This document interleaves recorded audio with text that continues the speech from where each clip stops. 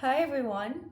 So I am creating this YouTube video because I transferred from UMich to NYU, and as we all know, UMich in the US is known as a very excellent school, but internationally I feel like NYU is known to be more prestigious, if that makes sense. Both are amazing schools, and I'm super blessed to have the opportunity to have attended both and have received admission to both amazing universities. But I'm creating this video to show you why I transferred, the pros and cons of each school, and overall what I feel like which type of student will excel at both schools. So yeah. Keep watching if you're interested. Basically, I created this little list. So as you all know, I'm 21 now. It was 2020 COVID year when I graduated high school and applied to schools. I was attending Bloomfield Hills High School in Michigan, but I actually only applied to one in-state university in the state of Michigan, which is UofM. I did that because I really didn't like see University of Michigan or the state of Michigan fostering my career development outside of academia, and I thought maybe NYU, USC in California, UCLA, University of Miami, Vanderbilt, and Nashville will kind of put me in an environment that will help me attain my goals as a singer, songwriter, and in the entertainment industry. So yeah. But because of COVID, I ended up declining my admission to University of Miami, NYU, and a couple other universities outside of Michigan, and staying close to home just so I could visit my father and stay close with him because he was sick. He was sick, and it was just me and him in Michigan. But also to be able to save a little bit of money, because like if I'm gonna be stuck in a dorm room at NYU, why would I take out a loan or pay for that or ask family? You know what I'm saying? Like that's pointless to me to pay that amount for a private university at University of Miami, in Nashville, even some schools there, or NYU, when I could easily just use the scholarship I got to in-state tuition at University of Michigan, which, fun fact, is the #1 public school in the world. So that is amazing. I was super blessed to have the opportunity to go there close to home. So yeah. And NYU, on the other hand, is I think it's the largest international, it has the most international students for a university, and it's a private school. It is based in the best area of New York City, Washington Square Park, near Soho, Flatiron, FiDi, Central Park. I mean, it's wonderful, and your horizons expand. Not saying UMich doesn't have that, but UMich has more US-based students compared to people from China, people from Serbia. It's just beautiful to see different ethnicities, cultures, values, religions kind of mesh so effortlessly, and the dichotomy of various cultures and various backgrounds being put into one commonality, which is education at the university.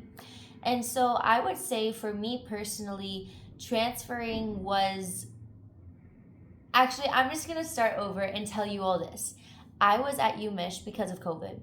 I did 2 years there. Then I moved to New York City for career reasons. I had some projects I was working on, and I did my 3rd year online.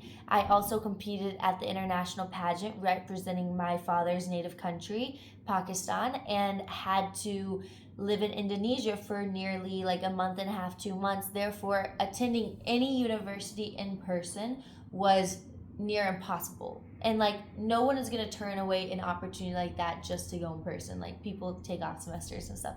But I did do full time. I did, I think, 14 credits instead of 16, 17. And that's still full time. Full time is considered 12 to 16 at UMich and NYU, but I was still UMich, majoring economics at LSA. And I think it's this Literature, Science of the Arts college amongst the university. And then I went the next semester and did also online through UMich. But then when I was registering for classes for my senior year, which would have been this year, I actually had difficulties because my advisors had once told me when I moved to New York City that I'd be able to finish online. They actually said, well, the rules changed and you have to do certain in-house credits on campus now that COVID kind of rules have been more lenient. Therefore, there wasn't as many virtual class options as we had intended for me to graduate away and live elsewhere during my studies. So it was kind of annoying because, I'd already done 3 years, and to transfer at this point, I would have had to repeat another year, because any university, when you transfer to, they make you do 2 more years, regardless if you're going to be a sophomore, junior, senior, whatever. It doesn't matter. So that was a little frustrating, but yeah. So I would say so then I applied to NYU, just because I was living in New York City. The only thing was I was trying to get scholarships and all that. It was very expensive, and so luckily I was able to receive a couple.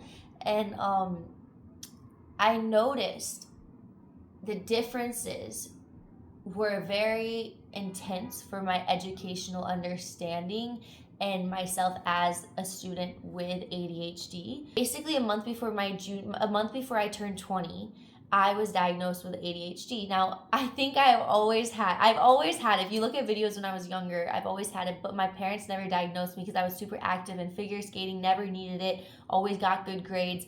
But as I got older, it started showing up more in my learning abilities. For example, when I was in high school, I did half online, half in school for figure skating training, so I could choose the classes I wanted to do in school and then do the rest online at my own time through like a local university or community college. So being in school, my learning was very tailored to the education approach was tailored to my learning ability with ADHD. So when I went to UMich, all of a sudden I was just put into a lecture class of 300 kids, and each of my classes, maybe 50 kids was the smallest class in like a language course. And the teachers didn't know your name. You had clickers for the screen. I would be sitting in this lecture class, demoralized. I didn't know what was going on. I felt dumb. I really felt dumb. And I was sitting there like, how am I at the number one university with a scholarship, number one public school, and I'm sitting here dumb. Like I'd sometimes leave class early crying because I wouldn't learn anything. And then I'd go home and I'd study. I'd go home, sing, do what I'd want, and I'd study and whatever. And it's because of the ADHD that I was undiagnosed with. And so then I went to the health center at UMich, did a couple brain scans, and found a tailored approach to help my learning given this diagnosis.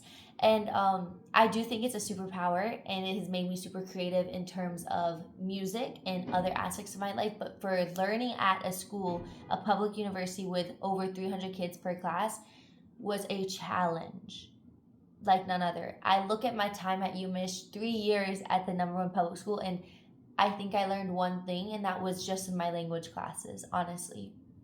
And so switching to NYU, one of the pros is that the classes, depending on the department you are in, but for the majority of the university, you're going to be in classes that range from 15 to 20 students per class. All my teachers knew my name. They'd all be able to talk with me before and after class, spend a lot of time, and the class structure was less so multiple choice and more so hands-on, which was engaging for my type of learning ability with ADHD.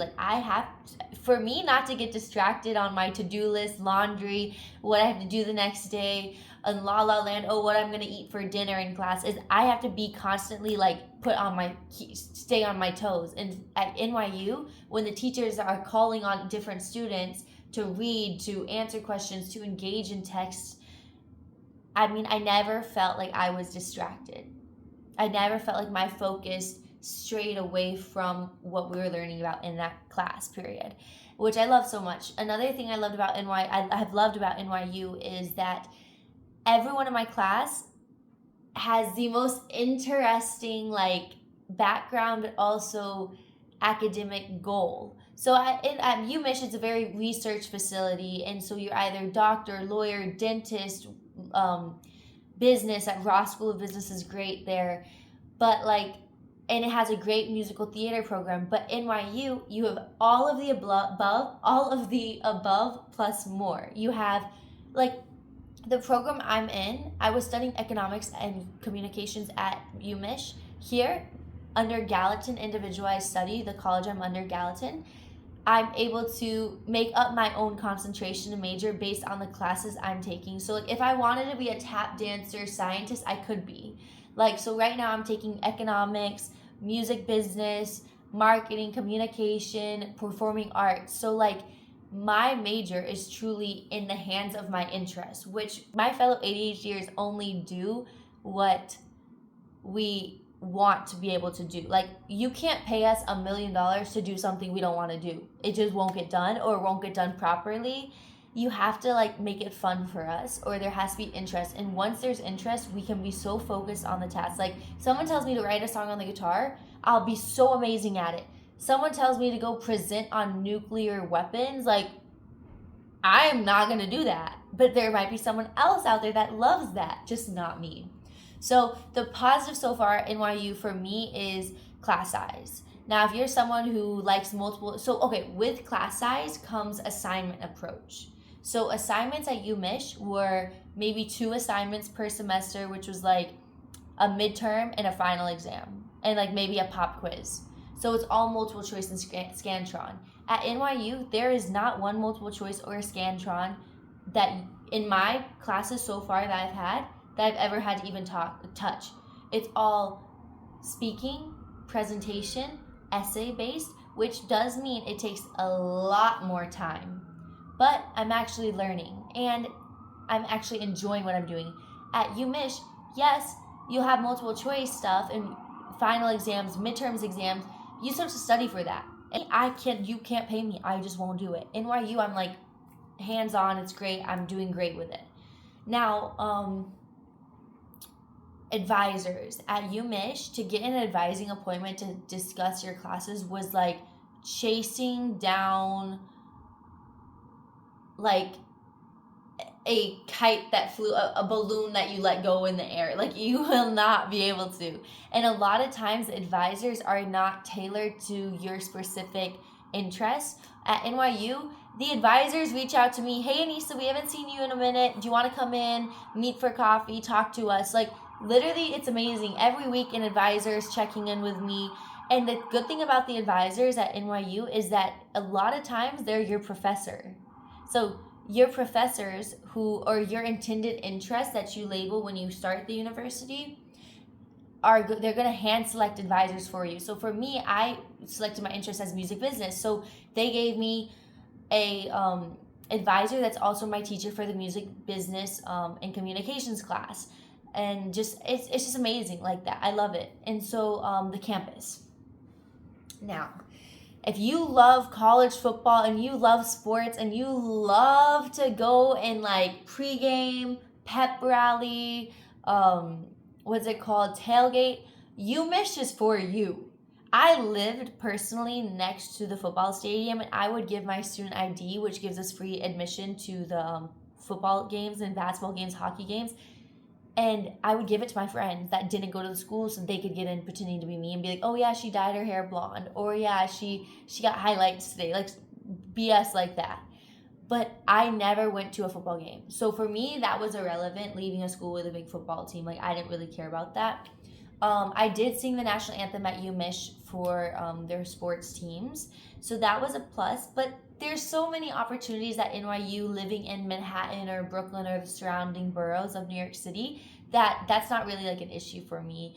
I have to say that the campus at UMich, if you're wanting a college campus, frat and sorority life, so be it. Go to UMich. But there's also sororities and fraternities at NYU. And in my sense, if you're someone who loves the city and you have a high energy hustle bustle mentality, you will love NYU. Like, going up to a penthouse for a frat or a sorority party is so much better, in my opinion, than some dingy house on State Street or University Place. Like, that's just my opinion, though. The campus for NYU is New York City. There are positives and there are negatives. For example, you have anything you need at your fingertips. Like, you have everything.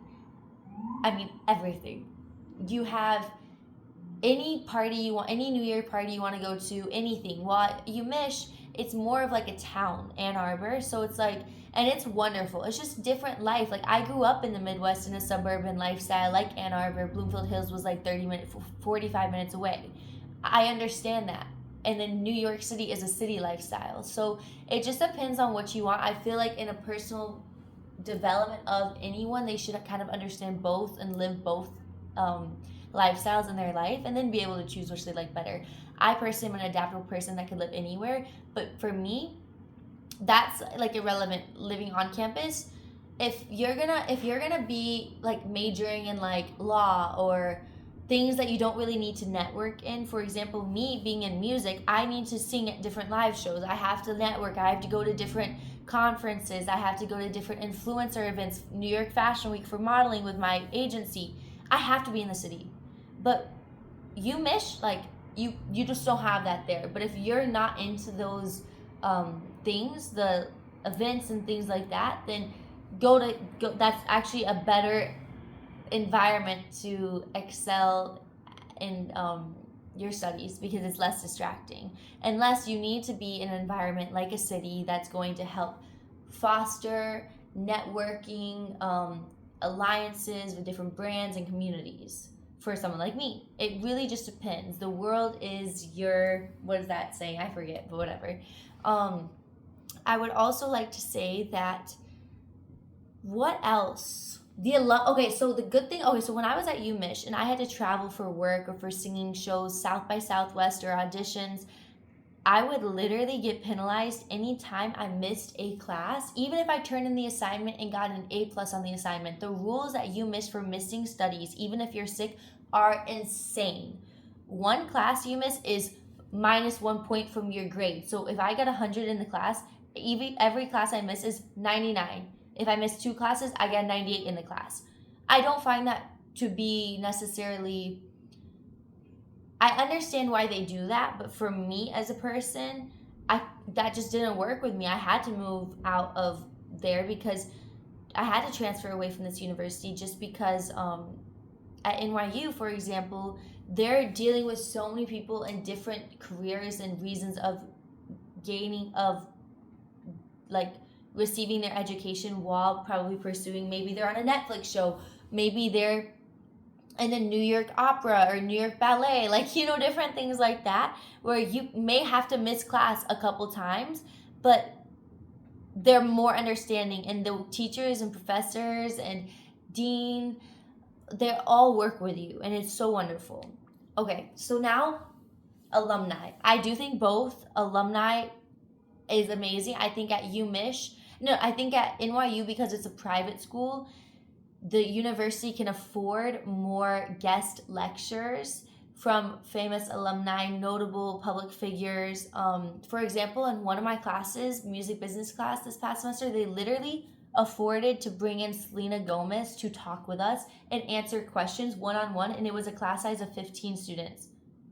Like, that's the most expensive meet and greet there has to be, right? But because the school is much more expensive, I think that's why they can afford that. While UMich, they can't necessarily do that, but UMich does have a lot of good conferences because of its vast, because of its credibility of universities and notable alumni that it's had, that it does have amazing connections. So both are very good schools. But it just depends on your career goals, your personality, your learning challenges and advantages, or benefits. See, I can hardly talk. How would I ever? Anywho, all in all, NYU is amazing. I personally have loved transferring here, and I'm so blessed. And I finally feel like I learned so much in 4 months or 1 semester of studying here than I did at 3 years at a public university such as UMich. And no shame to UMich. It is a fabulous school.